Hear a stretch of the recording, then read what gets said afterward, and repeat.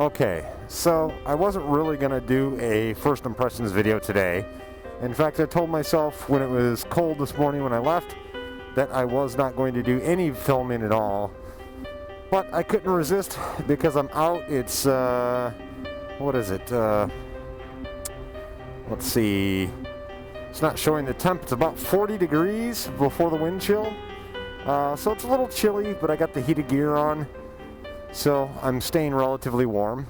The first thing that I'll talk about is I don't like, it does keep the drive mode setting as you cycle the ignition key. However, what it doesn't keep is the more important settings of traction control and ABS mode. So each and every time I stop the bike, I basically got to come in here, press and hold this button, release it, okay, and then there my MTS, the traction control, is off. Got to hit it again, go down to ABS mode, press and hold again, and wait for it to turn that into off-road mode. So basically now I'm fully in off-road mode, and that is a bit of a pain every time you cycle it. Luckily, KTM does offer a solution for that. I've already got it on order, and that is a dongle that plugs in, and when you plug that dongle in, it's both for bad fuel and also for ABS, so it'll start to keep that setting. So far, first impressions before we go out and ride this thing, amazing. I mean, I should probably explain a little bit about my background before I get into this, because it's important to understand that as part of why this bike is so impressive. I am not by any stretch of the imagination a off-road racer.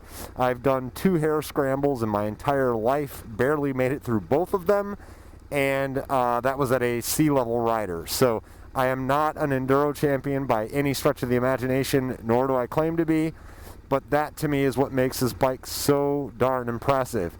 The fact that somebody like me can jump on this thing, and the first thing you'll notice is that it is really, really tall. I'm 5'11".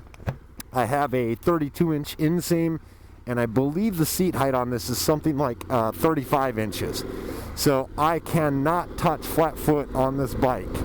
And I wasn't sure how that was going to work out. I was honestly a little bit intimidated because obviously I think everybody likes to be able to touch the ground flat-footed. It gives you a little more confidence.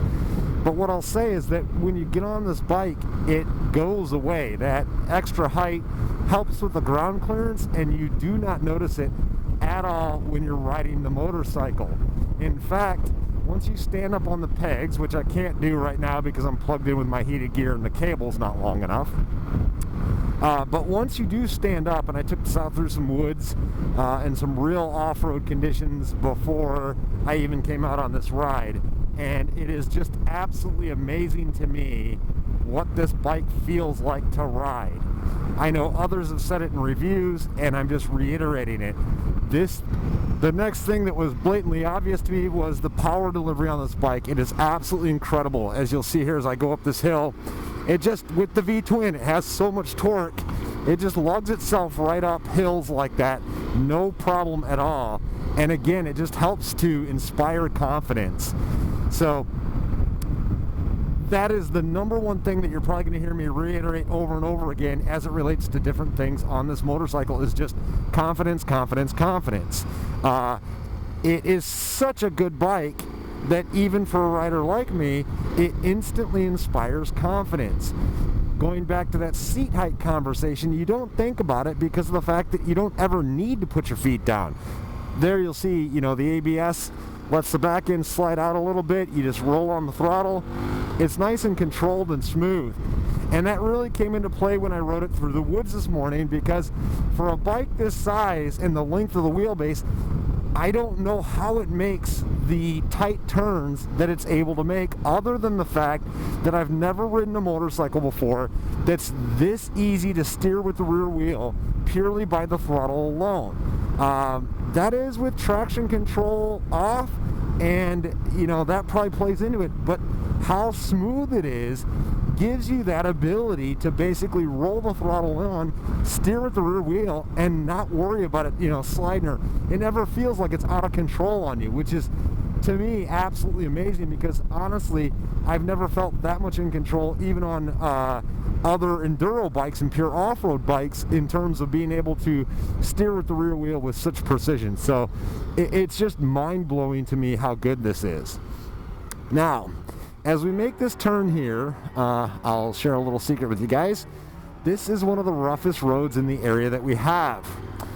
I made myself a promise that I'm going to brake right here on camera with you guys. So if it turns out bad, you'll be witness to it.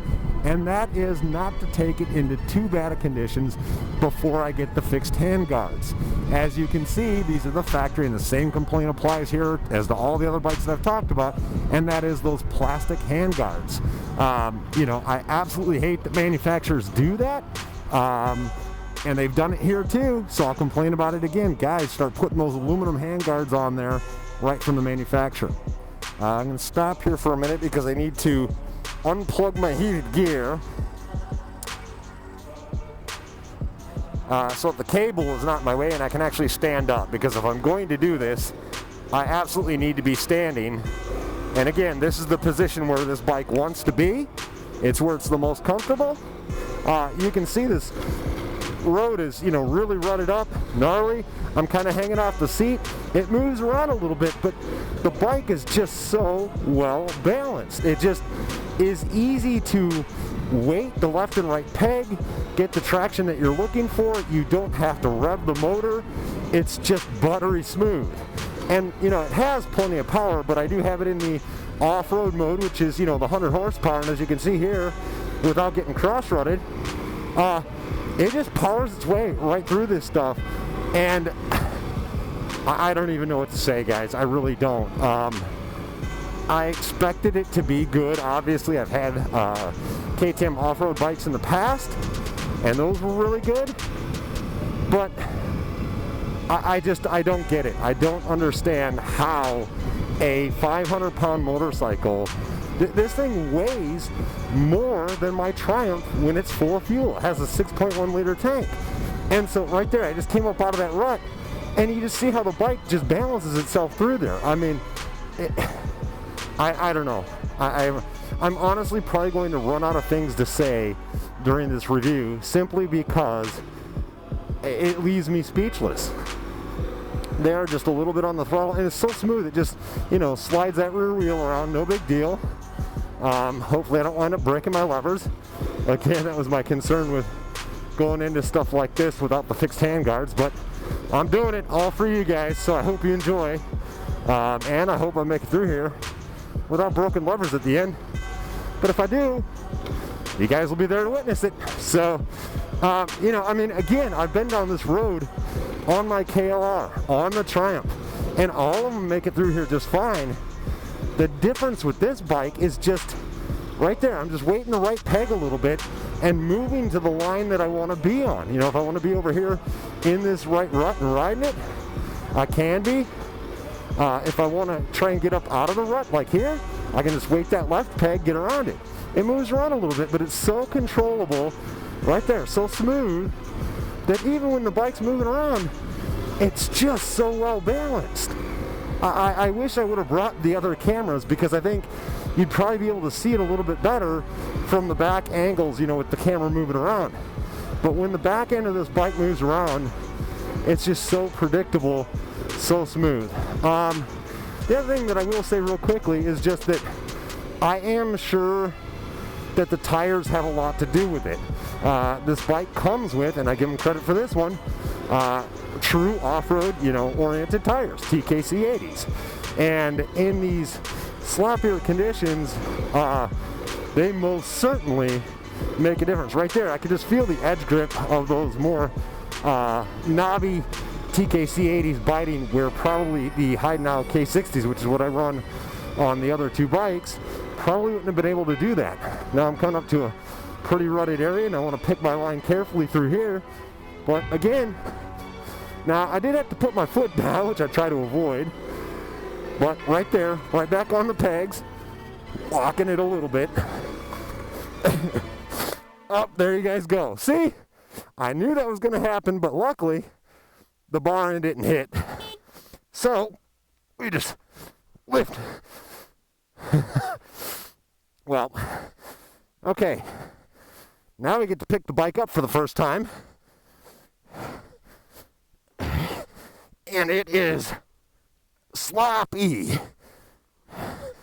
Can't get a footing here. Oh. Okay. I will say, right there, as you can tell from my heavy breathing, sorry about that, that picking it up feels about the same as the Tiger. So that part's not dramatically improved, but we're back upright.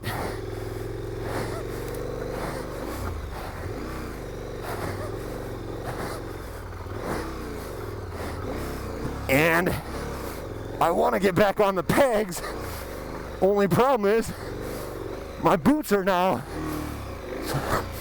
so slippery, and these tires are just mud packed, and right now I'm struggling with that rear wheel wanting to stay down in the rut. Okay.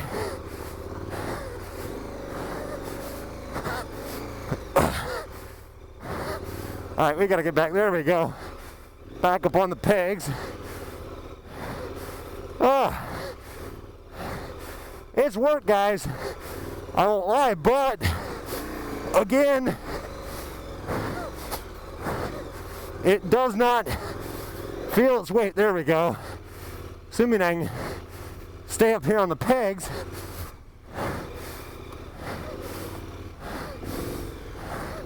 And this is pretty nasty stuff.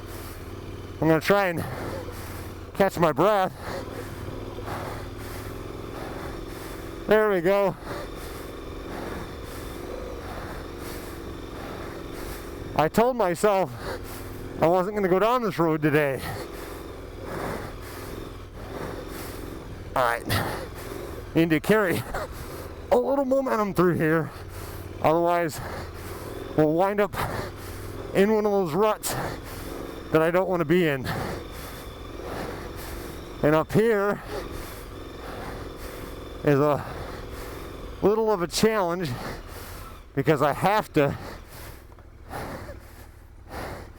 go down in there and then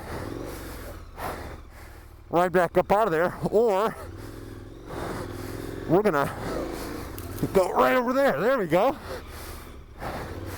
So, leave it to say, I hope you guys get enjoyment out of this because that was a lot of work. And there it is. First impressions in some really nasty conditions. Did break my mirror there, but that's okay. It'll give me an excuse to buy the double tick mirrors. It looks like a proper dirt bike now. Okay, guys, so hopefully you enjoyed that. If nothing else, it should make for good entertainment. And as always, please like, subscribe, share. I'm out here doing it for you guys, so have fun.